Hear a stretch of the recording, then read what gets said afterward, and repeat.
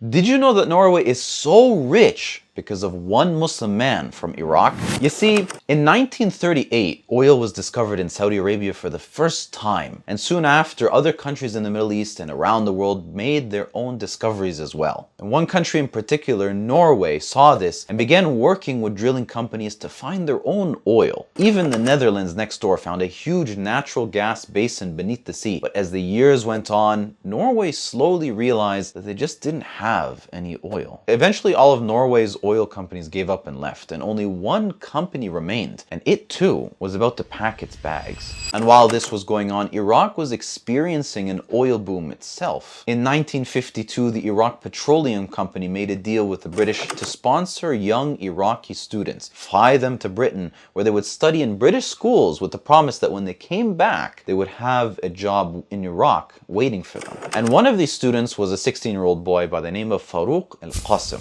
He was selected for the program and was sent to study petroleum geology at Imperial College of London. He studied there for 5 years, got married with a Norwegian woman, and came back to Iraq with his wife at the age of 21. And when he arrived back in Iraq, he was given a job with the oil company. And over the next 10 years, he quickly rose in the company, getting promotion after promotion. He was seen as respectable and well-balanced and fit right in with the company's scheme. And by the time he was 31, he was ranked number 5 in the company. Everything was looking up for him, or so it seemed from the outside.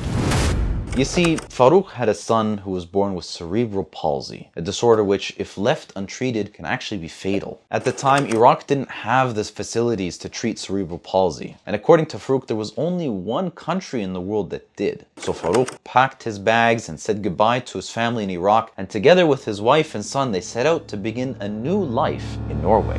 They arrived in Oslo in 1968, and Farouk went to the Ministry of Industry and asked them if there were any oil companies coming to Norway. And in a last-ditch effort to find oil, the government desperately needed someone like him, and they immediately got him working. He began by analyzing data from seismic surveys, looking for clues as to whether there was oil or not, and what he found was extremely promising. He began writing reports warning the government to start preparing itself to becoming an oil nation. He said it was only a matter of time.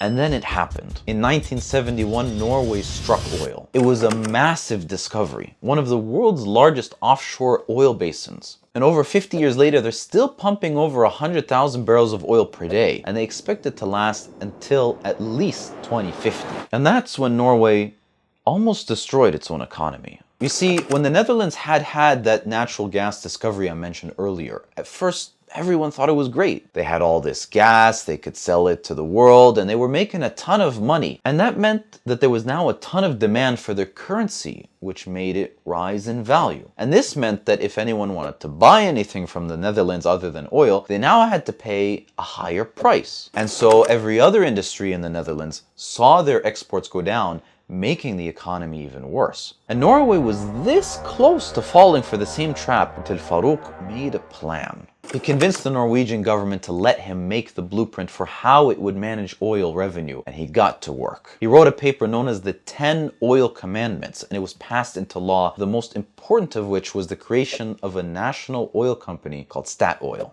The government required that all oil exploration in Norway was at least 50% owned by this company, so that the Norwegian government always had a major stake in things, but at the same time encouraged private companies to compete with each other to find more oil basins. It also forced private companies to create innovative technologies to squeeze out every last bit of oil from the oil basins, whereas in most countries that oil might just be left there and forgotten about because it was too difficult to get at. For the next 20 years, Farouk continued his work as Norway's Director of Resource Management. He made sure that neither Statoil nor Norway's government regulators became too powerful. There had to be a balance between the two, otherwise one side could become overbloated, which would lead to abuse of power and corruption. But there was still one question left unanswered. What to do with all that money?